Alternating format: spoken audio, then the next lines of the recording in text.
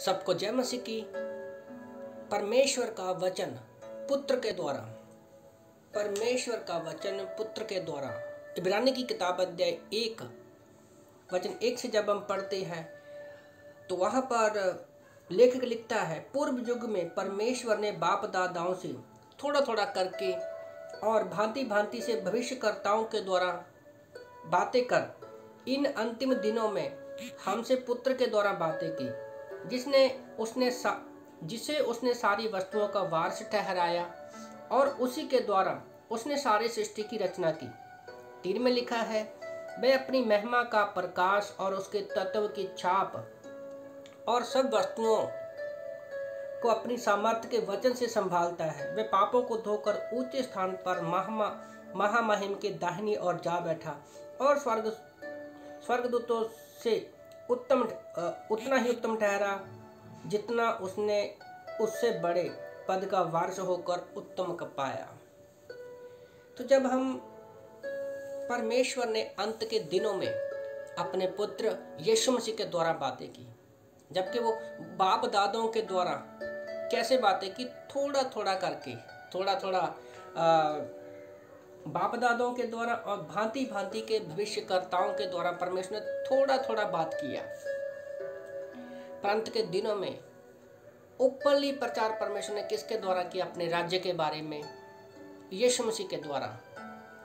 मैं वचन पढ़ रहा था मत्ती की किताब अध्याय 13 वचन 16 में, 16 और 17 को जब पढ़ते तो वहां पर परमेश्वर का वचन कहता है, पर धन्य है तुम्हारी आंखें कि वह देखती हैं और तुम्हारे कान वह सुनते हैं, क्योंकि मैं तुमसे सच कहता हूं कि बहुत से भविष्यकर्ताओं ने और धर्मियों ने चाहा कि जो बातें तुम देखते हो देखे पर ना देखे, बातें तुम देखते हो देखे पर ना देखे, और जो तुम सुनते हो सुने पर ना सुने।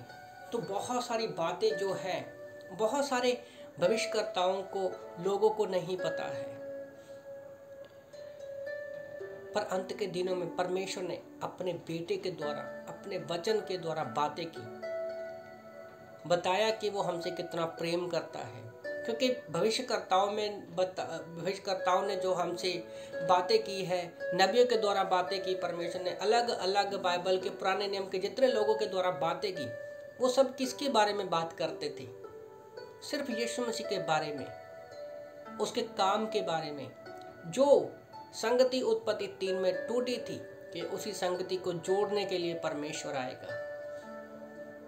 मैं सोच रहा था कि जब यीशु मसीह का आज उसका असली चेहरा क्या है, हम में से कोई भी नहीं जानता। मैं सोच रहा था कि कितनी धन्य है वो आंखें जब लोग यीशु मसीह के साथ, जिन्होंने यीशु मसीह को देखा है। उन 12 चेलों के बारे में सोच रहा था, 120 लोगों के बारे में सोच रहा था, 70 चेलों के बारे में सोच रहा था, उस भीड़ को देख रहा था जिन्होंने यीशु मसीह को अपनी आंखों से देखा है। और सबसे ज़्यादा मैं सोच रहा था मरियम, जो उसकी माँ थी, उसको पता था कि ये जगत का उद्धार करता है, मेरा भी उद्धार करता है, उसकी गोद में था।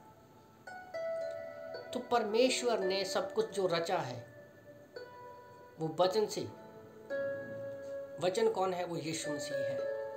तो जब हम बाइबल पढ़ते हैं, हम यीशु मसीह से द्वारा परमेश्वर हमसे बातें करता है। ये कोई नॉर्मल किताब नहीं है, ये जीवन परिवर्तन करने वाली बुक है। क्योंकि परमेश्वर की कही बात, वो यीशु मसीह में जो कही गई है, वो हमारे लिए है, परमेश्वर का वचन पुत्र के द्वारा। तो हम यीशु मसीह पर विश्वास करते हैं, ये कोई छोटी मोटी बात नहीं है। आप यीशु मसीह पर विश्वास करो। जब आप नाम लेते हो तो आप सीधा स्वर्ग में परमेश्वर को खुश होता देखते हो।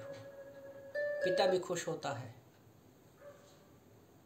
क्योंकि परमेश्वर ने वचन भेजा अपने पुत्र के द्वारा। अंत के दिनों में वो हमारे लिए मारा गया, गाड़ा गया और तीसरे दिन मुर्दों में से जिंदा हो गया और परमेश्वर के दाहिनी ओर बैठा है।